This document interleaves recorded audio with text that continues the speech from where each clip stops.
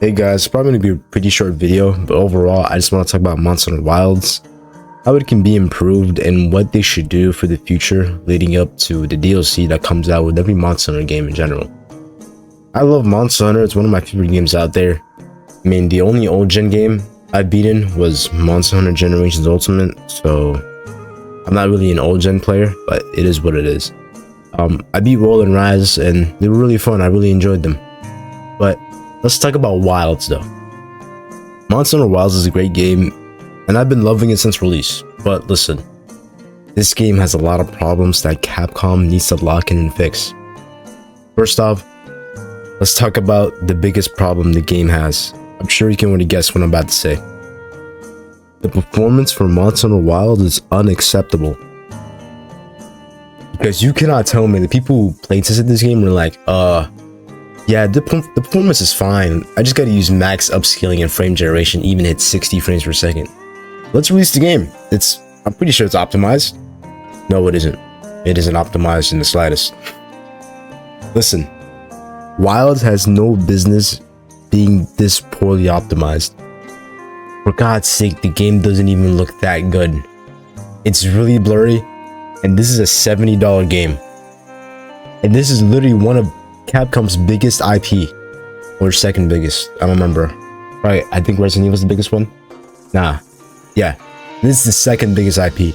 So you would think they would hold Monster Hunter to a higher standard, and you would think they'd make the game fantastic day one, glistening day one, optimized day one, amazing day one. But nah, how I wish, bro, how I wish. Alright, so let's go all the way back to the beta. Basically, I did everything in the beta test. I hunted all the monsters available, including Guardian Arkveld. And this is during the time where I had my old PC. I had a 1080 Ti for my graphics card and an AMD 3600X for my CPU. Not bad, alright? Guess the frame rate I had to play while on the beta. I'll give you a couple of seconds. 21 frames per second on 720p. I'm not even joking. I'm not even joking. There's a video called there's a video called Arkveld on my YouTube channel. Just search up Arkveld and just scroll down. Right. The 1080 Ti didn't have upscaling, so when I had to play like this, I turned a blind eye. I was like, okay, my PC is not that good anymore. And at that time, it was like 4 or 5 years old. I figured it's only the beta. When the game comes out, I'm sure it would be way better optimized. And because my PC was getting older, I was like, okay, my birthday's coming up, let's get a new PC. I get a good GPU and CPU. Everything was cool. Just waiting for the full release of Wilds. Now I got a 1650 XT GPU. It's pretty good for 2K gaming, right? When Wilds came out, I can hit 60 frames per second with minimal upscaling and no frame generation. That's good, but it's not consistent. Like, there were times where I dropped to 50 and sometimes even 40 frames per second. Not only do I hate how poor the performance is, the game doesn't even look that good for it to be justified. If I can barely hit 60, the game needs to look like it came from a whole new generation, 50 years from the future. Listen, it's ridiculous. And I also think they messed up developing the game through the Resident Evil engine. Like, correct me if I'm wrong, but the Resident Evil engine is for games that are linear, like Resident Evil, not huge semi-open world games. I don't necessarily think that it's entirely the engine's fault, but I think the fault is in frame generation and upscaling. Like, how about you make the game optimized enough to reach an average of 60 FPS before frame gen or upscaling?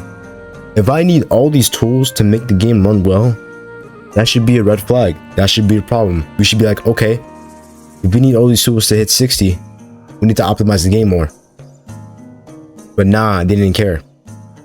Listen, this is the most important thing they need to fix, because it's just so goddamn unfortunate. I promise you at least 60% of complaints come from the performance, and the game would be received way better. If the next title update doesn't fix the performance, I hope the one after does. If that one doesn't, I hope the one after does, and so on and so on. I love Monster Hunter, and that's why I have so much hope and cope for this game. because this game is genuinely good, but it's being held back by the performance. But enough of the performance, let's talk about the difficulty. Alright, I'm gonna talk about the difficulty. So recently, Diablo Beat 3 was released and we got Omega. It's basically a robot from Final Fantasy 14, I think. I'm not sure, but I don't know what game he's from, but it doesn't really matter. He's just from Final Fantasy. I'm gonna be real with you, Omega's problematic. He's a whole different video on his own, bro. He's problematic, I'll tell you that. Beforehand, people were complaining that the game was too easy, and now it's kind of overtuned. And like, Omega was Capcom's response to make the game harder, but I think the direction they're going in is kind of annoying. Like, damage Omega does would just outright one-shot you or just leave it on 1 HP. I mean, it's manageable, like damage, but if all the monsters outright one-shot you before the DLC even comes out, I think we should slow down a bit. People online complain about Omega and how he's so hard, and then people saying we asked for this, and there's like two sides clashing against each other, saying the game is too hard and saying the game is perfect now. But in my opinion, I wanted the game to be harder, don't get me wrong, but the game has to be fun, right? Listen, Omega doing loads of damage isn't really an issue to me personally. Like, it's not that big of a deal. It's the way his hunt is played. Like, Omega is not a fun monster to fight in general. I think it's extremely annoying. All the missiles, all the running away, Wild Forsaken during solo phase, Mustard Bomb, MKV missile, absolutely unfun. It's not fun at all. So I think the difficulty shouldn't be raised anymore. Like, I would rather have the difficulty be put in like technical moves. Like, for example, the Rages is hard because he has like confusing moves and mix-ups. Gorn Magala has some like weird dive flying in move where he lands, slides in, and hits you with some bullshit. And you just have to know what the move is to counter it. And you need some knowledge of the fight. For me, that's good design for me there, right? I don't like the old gen style of Monster Hunter where all the monsters have a frame one instant charge forward move at you. I'm looking at you, Young Garuga and Gorn Magala. Like, the game doesn't need to have insane amounts of damage to be hard. But I also think the hunter is broken as well. Like, the wound system now is fine, but back then on release, like, the wound system legit didn't even let any monster move or fight back because wounds would stagger. I like that it's getting harder to pop wounds. Otherwise, if the monster can't move, it isn't fun at all. October Nuja came out a few weeks ago, and it's a great fight. I like it. It's not like hard as hell like Omega, but he can still catch you, I won't lie. You just have to play smart, or else you get caught by him.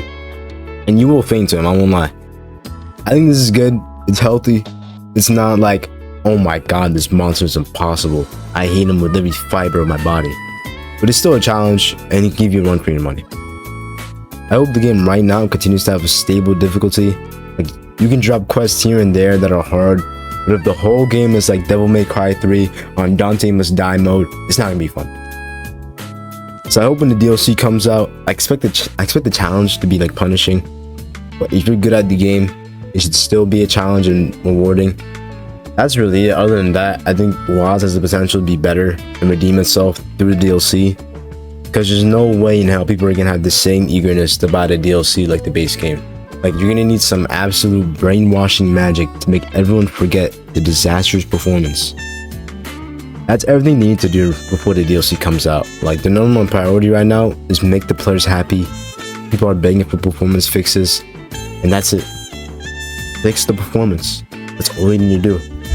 But anyway, if you made it to the end of this video, I really appreciate it. If you want to see more, like and subscribe. See y'all boys later.